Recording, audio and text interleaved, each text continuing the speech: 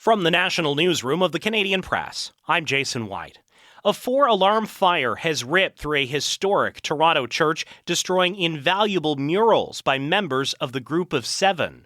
The rector of St. Anne's Anglican Church, Father Don Bayers, says the artwork wiped out by the flames represents a devastating loss to the community and the country. This was the only church that featured artwork by members of the Group of Seven.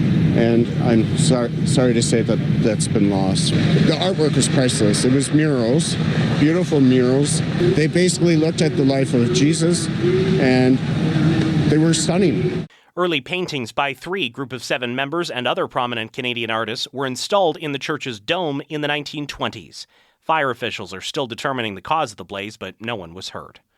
The federal Liberal government plans to take its first legislative step tomorrow on planned changes to capital gains taxation. The government proposes making 2/3 of capital gains taxable. The higher inclusion rate will apply to all capital gains realized by corporations, but individuals will only face the higher rate on capital gains of more than $250,000. Heightened security measures were in place in Toronto at this year's Walk with Israel event.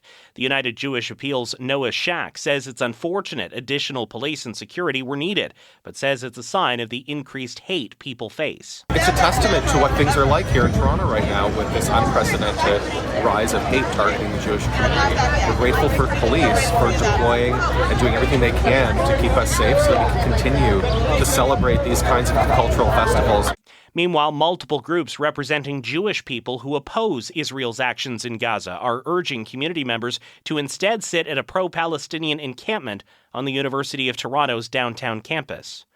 Far-right parties have made big gains in the European Parliament as the Greens took a major hit in EU elections. A first projection provided by the EU shows the 2 mainstream and pro-European groups lost a few seats but remained the dominant forces. In Germany, the extreme right Alternative for Germany overcame a string of scandals involving its top candidate to become the second biggest party.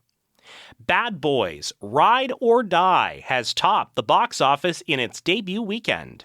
Just us, no backup. The latest in the Bad Boys movie, starring Will Smith and Martin Lawrence, opened with $56 million domestically, according to studio estimates. It's finally a hit movie for Hollywood when ticket sales have been down for the past several weeks. Plus, it was Smith's biggest movie success since he was banned from the Oscars for 10 years for slapping Chris Rock in 2022.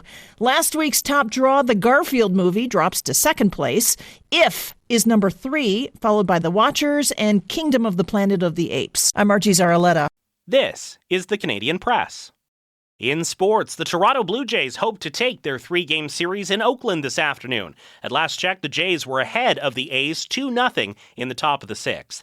The BC Lions will soon take on the Argonauts in Toronto. The Argos are without quarterback Chad Kelly. He's suspended for violating the league's gender-based violence policy. Cameron Dukes will be the Argos' starting quarterback. The Edmonton Oilers are feeling pretty good about themselves despite a 3-0 loss to Florida last night in Game 1 of the Stanley Cup Final. Oilers forward Ryan Nugent-Hopkins says his team is not flustered. Thought we did a lot of good things last night. We couldn't find a way to beat them, but at the same time, we can wake up, have a good day here, and stay confident within our group. Game 2 goes tomorrow in South Florida. Edmonton will get home ice advantage starting Thursday. And Max Verstappen has prevailed over some slippery conditions in Montreal, winning the Canadian Grand Prix. From the Canadian Press, I'm Jason White. Thanks for listening. Don't forget to follow and subscribe.